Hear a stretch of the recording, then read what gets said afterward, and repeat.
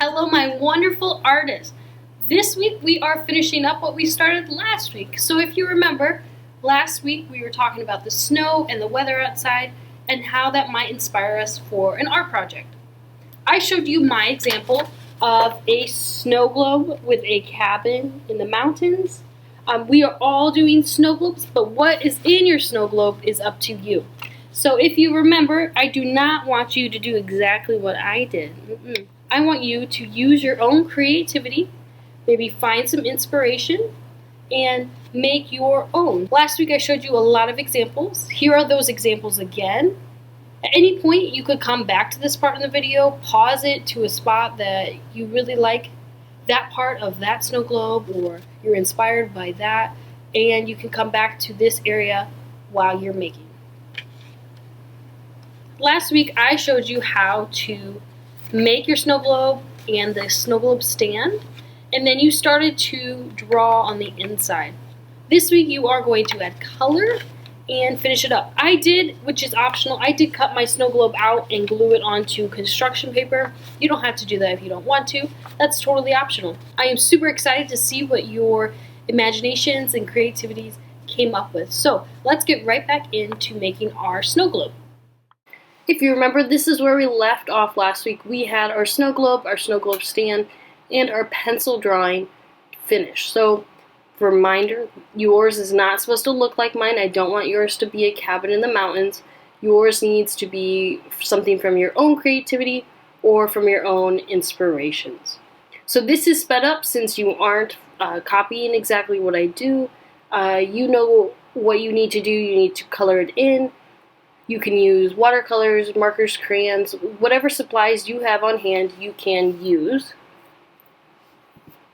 I used Sharpie, crayons, marker, and watercolors, but you could also do the marker hack where you draw marker on plastic and use a wet brush. That also works. So this is really sped up.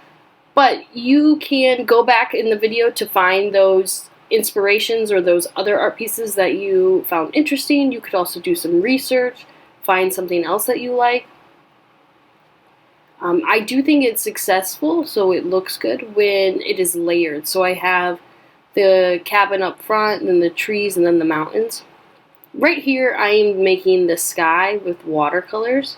I mixed purple and blue.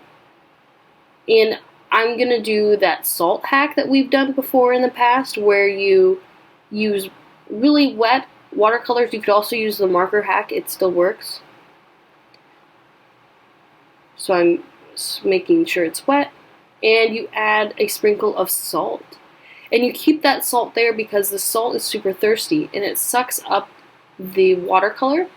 And once it's dry, you can flake the salt off and it leaves little like starburst looking thing. They look like snowflakes.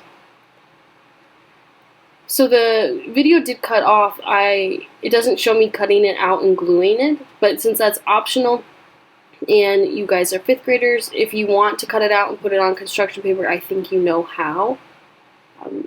I'm really excited to see what you did and how you designed your snow globe.